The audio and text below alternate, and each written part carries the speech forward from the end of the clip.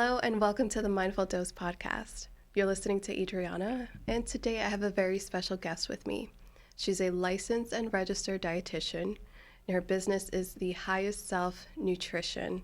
My guest here is Jahaira Perez. Welcome. Hi, guys. How are you doing? I'm doing great. I'm really excited. I'm so excited to have you because eating is one of the most intimate experiences that we all have, and there's actually a program out in the world of mindfulness that begins with eating. So I'm really excited to have this talk about nutrition and just food in general with you. Yes, I'm so excited too. I feel like a lot of your nutrition has to do with mindfulness, and practicing mindful eating really is such a great way to ground yourself and move forward in your journey with food, because like you said, it is an integral part of our human experience. Like, you can't stop eating. Yeah. In the sense of we need to eat to live. So why not make it the most joyful experience that we can possibly have, while, still being able to reach our goals, manage our health, and just overall feel really good in our bodies. Yeah, and one thing that came to mind for me was just easing the pressure off around just eating. Like, I'm not going to eat at all because X, Y, and Z. So before we actually dive into the conversation, I wanted to ask if you would so kindly pick a card to set the intention and the mood for our discussion today. Okay. I've already shuffled them. Yes. So I have 3 piles here, and there's no right or wrong answer. Okay, so pick the top card, right? Mm-hmm.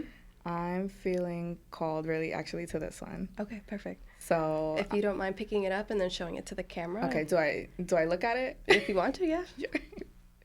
Page of Wands. Okay. Okay. Let's see. All right, so the Page of Wands, we have the Suit of Fire. And the Page of Wands is basically about like taking everything you've learned, everything you've experienced, all the lessons, and then integrating it. Like, you're no longer this student that's like learning something new. You've learned everything, and now it's about applying it and taking it into action. So I think that's a really great way to start this conversation, Yes. because we've all learned how to eat. So there's no teaching us like, you cut it this way and then you put it in this area of your face. Like, we know all these details. Yes, at least that part is intuitive. Yeah. So you and I had a discussion before this podcast to kind of learn more about each other. And I want to know, there was one thing that I didn't ask you, and I just want to know how you got to this point where you wanted to become a dietitian. So I call this my villain story, or my origin story. And this is where it really was the turning like my pain to power story as well. So growing up in a Hispanic culture, especially, I'm Colombian, I identify as Colombian American. So I used to vacation in Colombia, and I grew up speaking Spanish. And so I could understand what people were saying. But in Colombian culture, it's very normalized to talk about aesthetics and plastic surgery and medication and, just trying to kind of fit into this beauty standard that they have over there. And I feel that because that is the culture and the norm in Colombia, it was basically brought on at a very early age. So I can remember going back to like 7, 8 years old, being over there. And I guess at the time I was like chubby, like a little girl. I'm 7 years old. Like, who's managing my intake, right? Like, I'm not cooking for myself. And it was just that I would overhear conversations about like, oh, like, take the girls to a doctor, put them on a diet. Like, they would be so much cuter or whatever if they were skinnier, and every time I tell this story, I'm like perplexed all over again at like the commentary that was happening upon, little girls, little kids. And so that really started to skew my relationship with my self-image, my self-esteem, the way that I saw food, so my relationship with food. And that was really like the start of my struggle. And so throughout my lifetime, I have been put on like 3 or 4 different diets, and that included like injections. And when I say injections, that means like some sort of liquid that was to curb my cravings, which I still to this day don't know exactly what it was.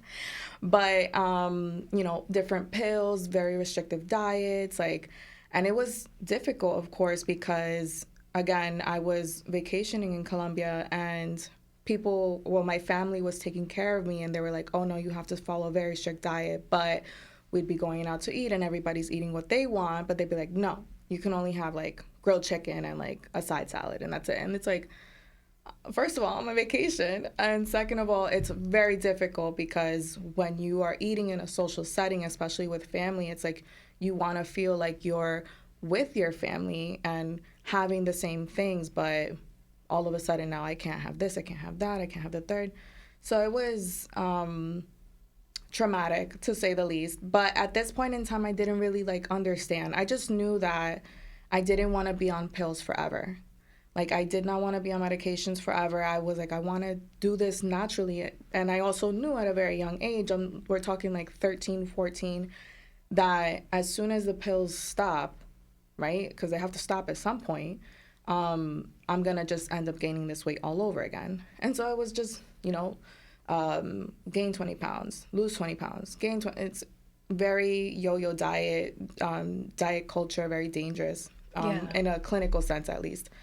And so it wasn't until my last diet, when I was in my senior year of high school, I was 18, 17, 18, and I had like lost the weight, but it was, senior year, photos, prom, homecoming, all that. And so I was, feeling myself, I guess, or like I liked how I looked, but it still did not represent a healthy relationship with myself or with food. And so I thought that, being disciplined or being very strict, or regimented was the way to be. But in reality, I still had this very toxic relationship with food where it's like, oh my God, if I see ice cream, like I have to have it now. It has to be right now. And because it can't exist in the house, or like candy or things like that, I felt like, oh my God, this is like my last chance, my only opportunity to have this food. And so I would like not binge. I wouldn't say it was a binge because there are people who will binge, and I don't think that's what I was experiencing, but I was experiencing this food anxiety of like, oh my God, I need to eat this right now, and then I'll never eat again. I'll be good. Like after this, I'll be good. Still very skewed. That's all or nothing thinking. But the reality is that there's always more food. There are always more. Just walking into the studio, there's cookies right there. I wasn't expecting it, right? But like my point is that there's always more food available. So I was very much in this scarcity mindset because when I was younger, when I was small, it was like it's gonna get taken away from me, so I have to eat it right now, right? And so again, it's very much layered, complex. But as I, started becoming more conscious, more self-aware, more getting into self-development and trying to understand myself, I was like, okay, I realized something's wrong here. Let's study nutrition. I like was just Googling it. And so I fell in love with the science. I thought it was fascinating, like just the power of what food can do for you. And I went to college. I was pre-med at first, but I was like, feeling so called to do nutrition as my major. So I switched. I basically started all over again. I was already 2 years into school, so I did 4 more years just to get my degree in nutrition. And I graduated. I started in the nutrition field as a WIC nutritionist, and that was like my foundation of like counseling and talking to people. But I knew like I wanted to pursue my license. I just needed to save for it. So that was my plan. Save very vigorously. I was able to, get a coach to apply, put myself through the application process. I paid tuition out of pocket. I didn't work for a year and a half. I took the board examination. And so I did all of that. And that's something I'm really proud of because nobody did that but me. Nobody can ever take that away from me. It's something that I earned, and I now feel that my purpose in life is to really help people through the power of food, and also this side of self-development, because if I didn't look inward, I would never have like discovered the power that really was within me to teach and heal and, grow people and grow myself. And so I love this continuous journey, and it's just, continuing to evolve and stuff. But yeah, that's like, it's a long story short, but Yeah, no, I love that. And by the way, congratulations for Thank putting you. yourself through that process, because I know what it takes to really show up for yourself and believe in your dream and believe in your purpose, and Yeah. doing that in a very independent way. So I picked up on a lot of points. I'm also Colombian, and I also have very early memories of people commenting on my body or putting fear in my head about, like, well, if you keep doing that, you're gonna end up here at that Right. store, and it's like, what? And I had no idea. I was pretty airy in my early years, so I remember sharing that with a friend, like this very specific comment about someone telling me that I would go to a specific store one day. And it would just be right, like nothing, like I wasn't eating or anything. We were just walking past the store, and this person would be like, "You're gonna shop in there one day," and it was Torrid, which is a plus size store. And I was like, "What?" And anyway, I shared it with a friend, and she stopped me and she looked at me and she's like, "That's not okay." And I was like, "Oh." And so that began my journey about looking at my food and looking at my relationship with my food. So after our discussion, I took a lot away from it and and applied it in my life. I love that. Yeah, no, I for some reason I didn't realize it. For some reason, I felt like I needed that permission to be like, hey, if you want to go to Wendy's with your son, like it's okay. Just maybe don't get the cheeseburger, get the wrap. So that's what I did one day, and I was like, I feel good. Yeah. I feel good. I like saved myself time and energy from cooking and cleaning. I'm in a very specific situation where like it's really draining to have to cook every day. I don't get food delivery service. Right.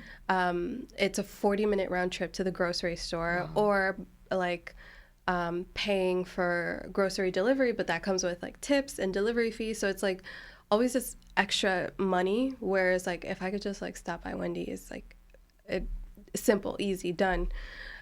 So I gave that for myself, and I bought back some time and energy that is best used like with my son. Like, all right, now we have bubble bath time, and I can like spend more time with you instead of thinking like I have a load of dishes to do or Right. whatnot. So I think like from many angles, people develop a specific relationship to food. And that was my thread. It's like just having like this old voice, this old noise in my head, like, well, if you eat that, like, you'll end up here. But here it is causing me pain and anxiety from just buying a simple meal so that I could give myself a break. Yeah. And feed myself. And your son. Yes, right. So I think that you see clients on a daily basis. What is it that you find yourself really repeating to not just the same client, but like across the board? Like what is like a common thread or common element that you notice? I think I could answer this in a few ways, but because everybody's different. And so I work with a telehealth platform. And so essentially they match with me. I don't know what their algorithm is like, but I have specifications that don't just encompass relationship with food. It kind of, there's like a few things that Few branches. like a few areas of nutrition that I can confidently counsel on. And so like high cholesterol, high blood pressure, like prediabetes, things like that.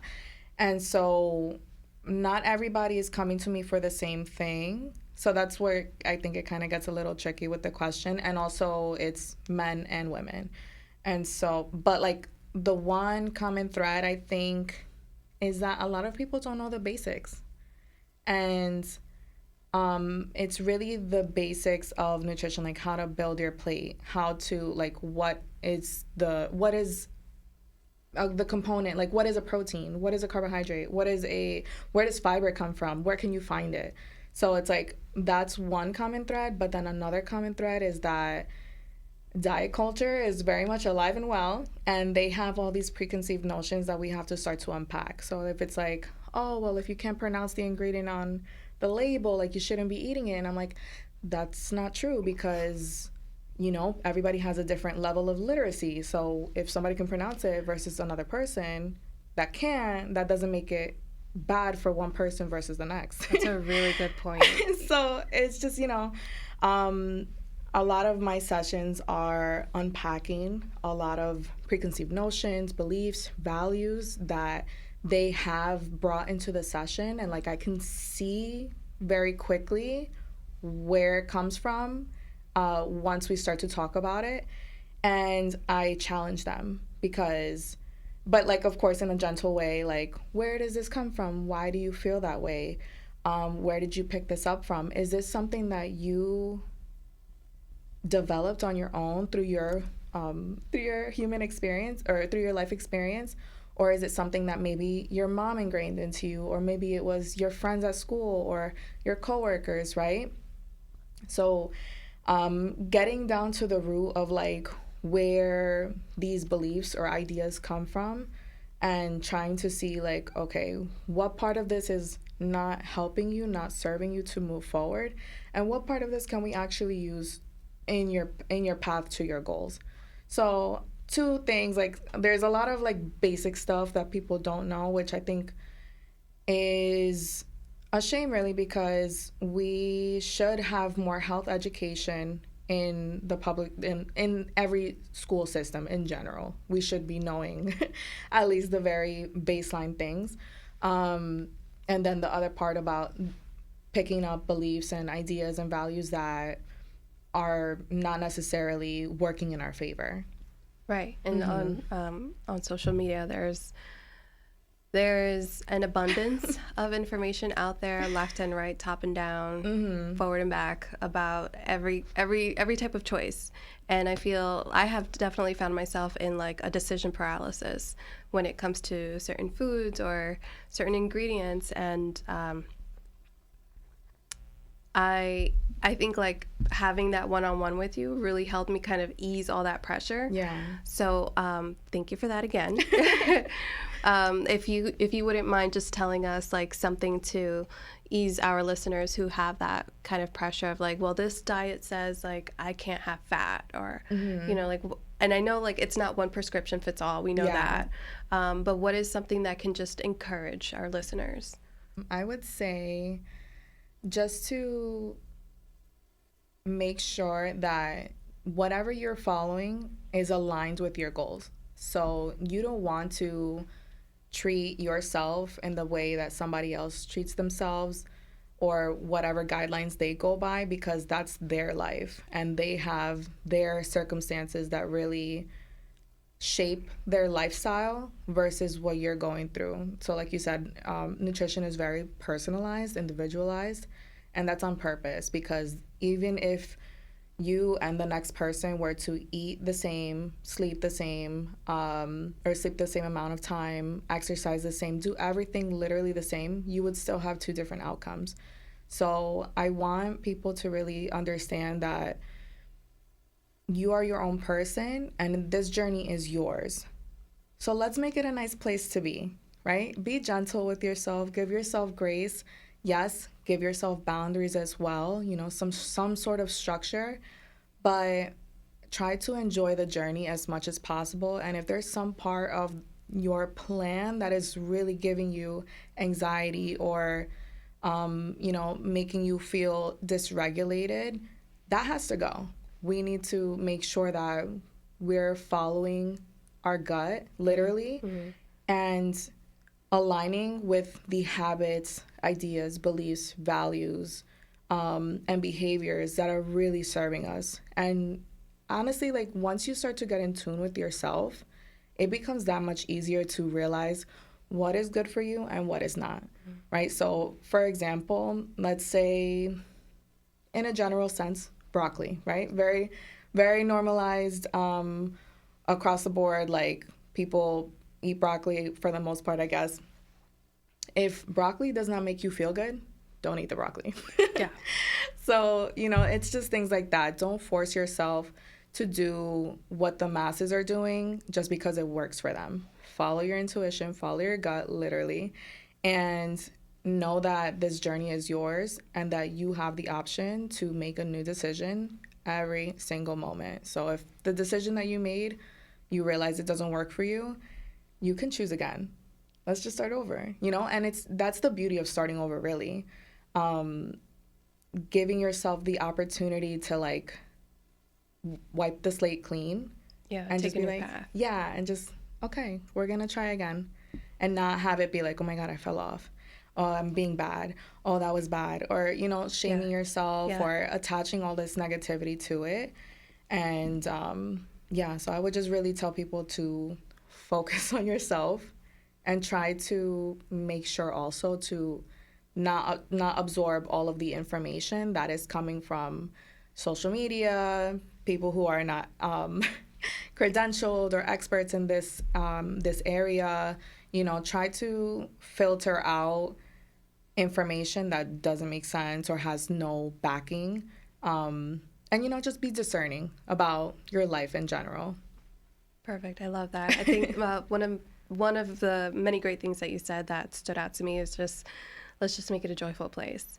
So I really liked that, and I've actually like carried it in my mind since Yeah. our last talk. Yeah, totally. I've intuitively something came up like physically where it's like I had to purge my eating habits because I found I have a day job outside of this, and it can be stressful in that like I'm talking to unhappy people, and not just one person at a time. It could be several people at a time. And it could be back to back. So, and it requires a lot of thinking.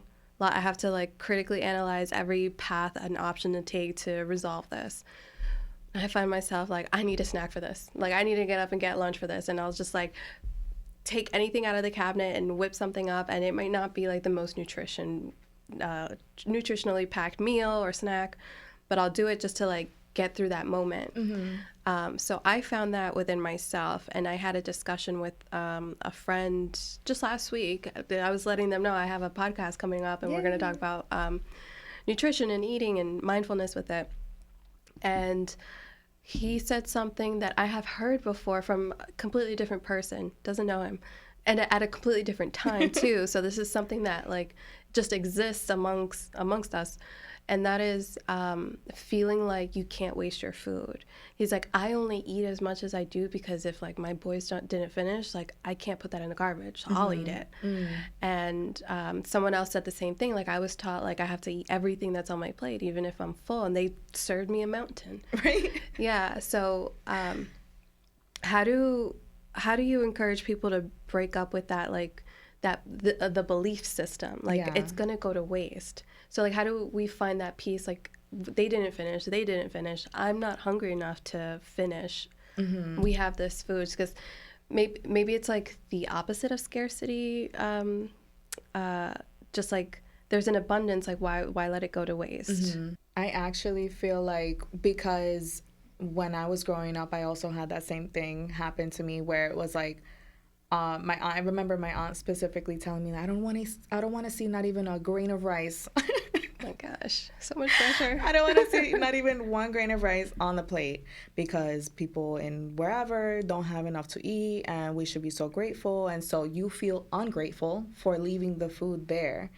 And that translates into, oh my God, I need to eat it or else I'm ungrateful. And it's like, that's not the case though, because everybody has a different appetite. Some people have bigger appetites than others. Or maybe one day you're really hungry and the next day you're not. So maybe one day you can eat the entire plate and the other day you're like, I'm going to only eat half.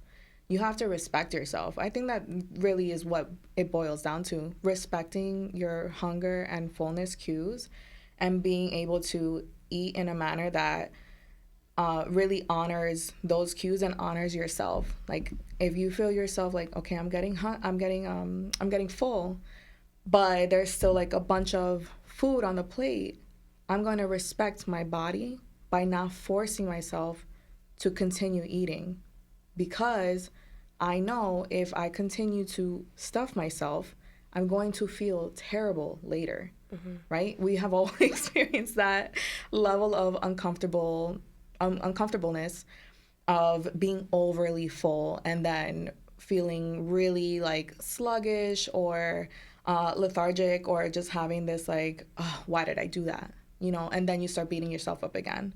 We don't want to get to that point. So I think, yeah, it boils down to respecting your own body and getting, again, more in tune with it. Because when you can start really listening to your body, you can feel like, okay, I'm getting full, or okay, I'm, nearing a point of where I'm gonna get hungry soon. Let's honor the cues and make sure that I'm doing something about it. So I guess first, the respect part, but then taking away the shame from not finishing, because who is that serving? If you're overeating, it's not serving you. It's not serving the people that you're eating, for, essentially. And it's not serving for these hypothetical people. Not that there's not people who need food. I'm not saying that. It's that you have to live for yourself first and be your best self first, so that you can then go ahead and serve others. Because if you feel poorly, how are you supposed to serve somebody else? It's like counterproductive, really. So yeah, respecting yourself first, and then taking away that shame of like, or like the pressure, right? That pressure of performing for other people who you don't know, and it's not serving you for any good reason at all. Yeah, what a powerful way to put it. that heard and noted. So to get in tune with your cues, for someone who just may not have that like already primed in their thinking, like how do you get someone started into tuning into it? So like there's that full, there's that hunger, but like what's in between that? Well, first I want to preface by saying that we're creatures of habit. So, and once you keep repeating a habit, it gets stronger and stronger every time. And so let's say, for example, you don't eat breakfast in the morning because you're not hungry. You can undo that. It's a habit that you have created already by not eating breakfast. So your body is already saying, why am I going to send the signals out? I'm not even going to waste the energy, right? Because it takes energy, and your body wants to conserve the most energy that it can. So it's when you're ignoring those cues, your body's saying like, you know what, I'm not even going to tell her that we're hungry because she's going to ignore me anyways, right? Yeah. And so trying to, I guess, first have the structure that you want. So like, let's say you just want to eat better overall, or maybe you catch yourself eating like one, maybe twice a day, and you don't really like know when you're hungry or thirsty. Trying to set up like a guideline, like, okay, I'm gonna start eating breakfast, even if it's like a banana. I'm gonna, eat every X amount of hours. I'm gonna make sure that I have water next to me. So first building the guidelines, and then having those moments where it's like, okay, let's say you wake up at like 7. Woke up at 7, you don't feel really hungry, but now you're starting to implement a little bit. Now your body's like, oh, here she is, like, I'm gonna send the cues more and more and more. She's really listening to me, and your appetite starts to open up, in the sense of you start to now wake up, and instead of going all morning without eating, or you eat for the first time like at 2 p.m., now you're getting hungry around like 7:30, 8, okay? And because again, you're getting more in tune, practicing those respecting those hunger cues of like, all right, I'm gonna eat now.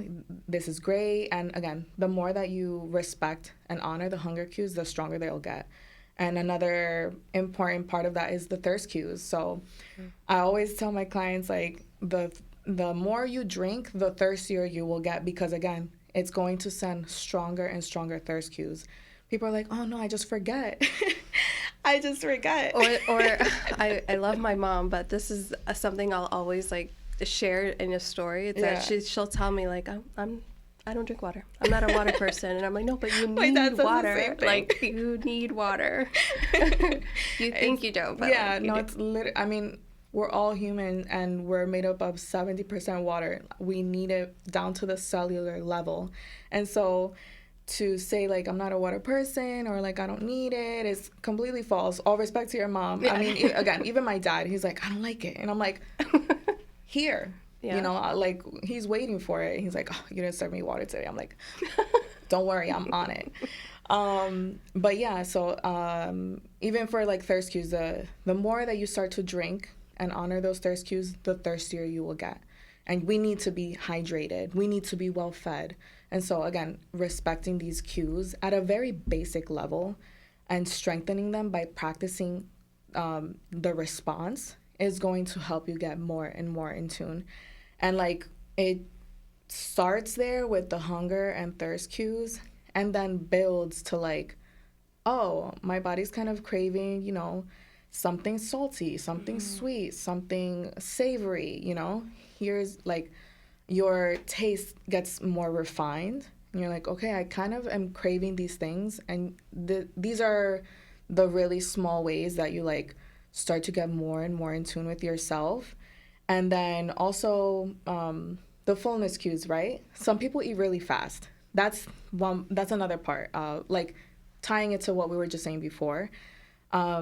People will like inhale their food. Like I get it. You're really hungry, but try to slow down. Yeah. Try to slow down because it takes about 20 minutes for the gut to tell the brain that you are full. So when you're eating really fast, and like let's say it's like a large amount and you eat really fast and you're like, oh my God, like I just inhaled that, like, but I could still keep going. And let's say you do keep going, you risk overeating in that moment because you have not given the body that time, the transit time that it needs to really register like, oh, okay, I'm full. So that's again practicing mindfulness, slowing down, being present with your food, and trying to really just hone in like on what you're doing, like trying to eliminate distractions as well, right, as much as you possibly can. Yeah. Trying to eat slowly, mindfully, and then letting letting your intuition kind of run the show in that moment, and being like, oh, okay, I'm full now. Whether or not you finish is not the point, but at least you were there present with the meal. You were able to enjoy it. You were able to really, you know, how do I say this? Like, you were able to savor the experience. yeah, say like really make it an experience, and again bringing that joy into the experience overall. And it makes, again, for a healthier relationship, because you're like, wow, this is great. I don't have to fear the food. I'm able to eat as much as I want without overdoing it.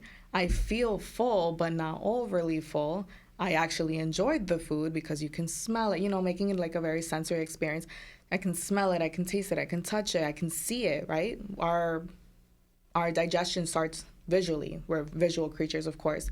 So you see the food on the plate, oh, that looks good, you know? And then all these mechanisms start in your physiology and your biology, and it's like, oh, then it's like a whole process. It's really cool. But I think I remember learning this in like middle school, that step one of digestion is like salivating. So in what I mentioned earlier, this program called mindfulness based stress reduction, acronym MBSR. It's a clinical mindfulness program, and it's an 8-week program. The first week starts off with mindful eating. So I'm not trained in the program, but there is a like a free watered down version of it so that it's accessible for people still. I love that. Yeah, I've only gone as far as week 1 because I kind of need that like professor and that like push of the structure, like homework's due today. So it's a self-paced thing that I've explored and have always admired that first week, because I never thought to think about about slowing down with eating.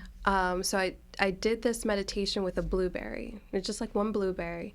So you start off just like, you don't even touch it. You're just looking at it. And you spend your time looking at this blueberry, this shape, the color, everything. And then you pick it up and you just you just hold it. So I'm like, oh my God, this delayed like gratification is really starting to kick in.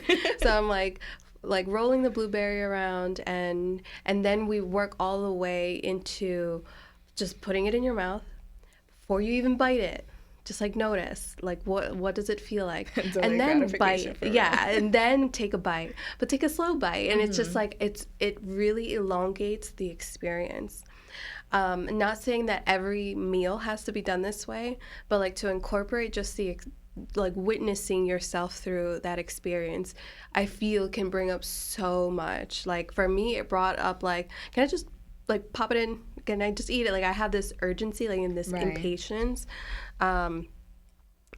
So that's just my anecdote about. No, I think that's so cool because first, I love that you went ahead to, get the self-paced course, because I feel like nutrition education should be more, I mean, it is accessible. It's just that most people are not really looking for it.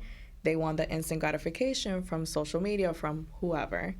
And so I really appreciate that you actually did something that requires a little bit more effort and research on your part. But that whole like experience of like, looking at it, touching it, like having it in your mouth, but you're not chewing on it yet, it's like really elongating this mindful experience of like, okay, because we're in this day and age, this culture, it's just instant gratification all the time. That dopamine hit, that's what you're experiencing, right? You're like, I want it now.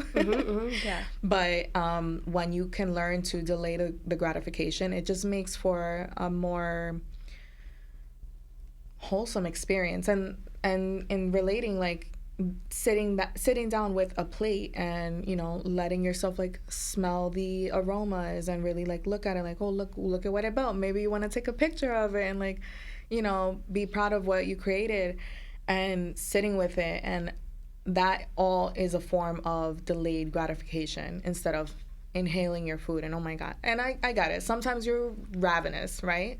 But the point is also to not get to that feeling of being ravenous. Like that's a whole other thing. But love that you did that. Thank you. I also remember in our last discussion that when you're rushing through your meal, that your body's not fully absorbing. Like, what was it that you said? That was definitely something I wanted to say. So when we are in a stressed out state, right, our prefrontal cortex, so like right here, our prefrontal cortex turns off because we're stressed out. And so the body perceives stress as danger, and it's scanning for all the things that are dangerous or fear. It's scanning for things that are going to hurt us. And this is because our brains are still very much primitive, as opposed to like our social media digital era that we live in currently. So again, when we feel stressed, the prefrontal cortex turns off. That means your executive decision making is out the window, and your amygdala, which is your fear center, it floods your system and is saying like, danger, danger. Okay, we got to get out of danger as soon as possible. And so it really hijacks your system and is making the decisions for you. Again, your executive decision making is turned off. And so now we're just in kind of fight, flight, freeze, or fawn mode. And we want to get out of that again. So sitting down, making it a mindful experience is what's going to get you there. Like I was just listening to a podcast on like the power of being calm. And I'm like, yes, this is exactly what, I'm talking about. Like, I love learning on how the brain really works.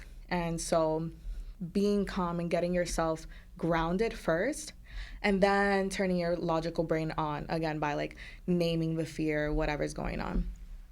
But essentially the science behind this is that when you are in a calmer state, so let's say you're stressed out, whatever, you do all the things, you get in a calm state again, your body's now better able to absorb and digest the food, like really take the nutrients that it's needing. And we see this nowadays. Let's say, I'm sure that you've experienced, or whoever's listening has experienced something like you're so stressed out that your stomach is upset.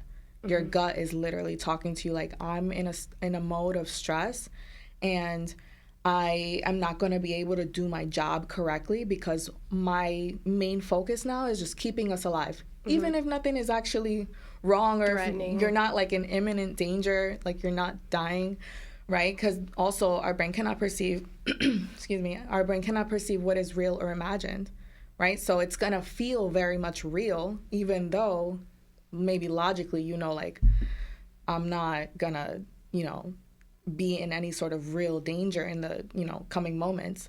So yeah, so now we're able to like sit down, calmly eat, and then be able to really benefit from the food, right? You've spent the time creating it. Maybe like you're on this journey of like eating healthier, really incorporating all of the things you need to incorporate, whatever that looks like for you, and then really benefiting from the nutrients and the vitamins and minerals that are available to us in these foods.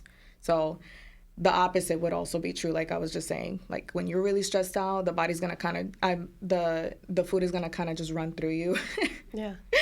To put it simply like that, you're not digesting as well as you could be. So again, another reason why being mindful with your food is so important. You want to get the most bang for your buck.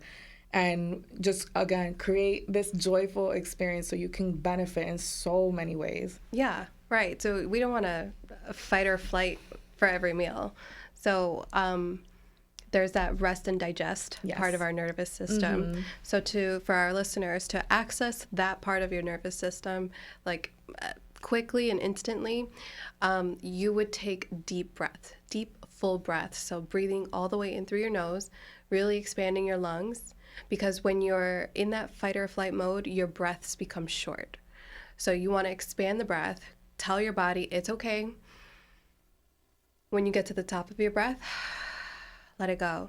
And you'll notice your either your inhale or your exhale might sound choppy. So work through that until it sounds like a fluid inhale and fluid exhale. So that's my meditation tip for her nutrition tip.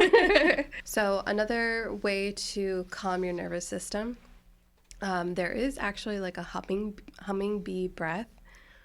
It may, like, there's a very traditional way to do it, but like, let's say you're home and you don't mind making the humming sound. You could just close off your ears and then just hum. Breathing in, and then on the exhale, keep your mouth closed and just exhale through your nose as you hum.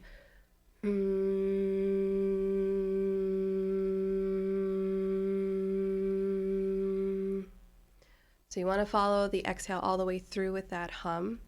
And I just did one, and I've already feel a shift in my awareness, a shift in like my nerves, where I just like my shoulders have settled just a little bit more. So I think these are some quick, accessible ways to do that before a meal, because I don't know if people have 20 minutes before a meal. Like you almost just like thinking about like work lunch. You clock out and the clock starts right away. Right. Most people have just 30 minutes. So you also, like, if you wait 20 minutes, you don't want to rush the 10 minutes of eating. So deep breaths until you feel like you're at ease wherever you are, or humming like that. I believe I saw on your Instagram that you do some tapping. Yes. I don't tap, but I've seen it. Yeah. Would you mind telling us a little bit about that? Yeah. So without going too deep into it, essentially it's called the energy freedom technique. And so it's EFT tapping. And so you're tapping on the energy meridians from like on your body. So this would be the top of your head, your eyebrow right here, the side of your eye, under your eye, under your nose, chin, collarbone, under your arm. And then it's like this just cyclical routine. And so you do first like a setup statement and essentially naming what's going on. So you'll go like this. And you're like, even though, I feel really stressed out right now, I know that I am safe and I deeply love and trust myself. That's like the basis of how most sequences go. And then each tapping through each of the meridians, you'll say another statement. And so this can go for as long as you want. I try to keep it like a minute because it's quick and easy for me. But I'll be like, okay, even though I'm stressed out right now, like I can enjoy this meal and I deeply love and trust myself. And then go through the sequence and it'll be like, I honor my body to enjoy this meal right now. I know that I am safe, and Mm-hmm. just more statements that help me to relax. And if I have to go through it again, that's fine. But this really helps me overall, like not just for food, like in general, like even last night trying to get ready for today, I had a tapping sequence of like, yes, like I'm stepping into something new for myself. I'm so excited, this is gonna be great, like whatever. And not because I was nervous that it was gonna go bad, but just to ground myself really helped me to chill, because like I was telling you earlier, I was having a hard time sleeping out of excitement. But I love EFT tapping because it is simple. You can do it anywhere.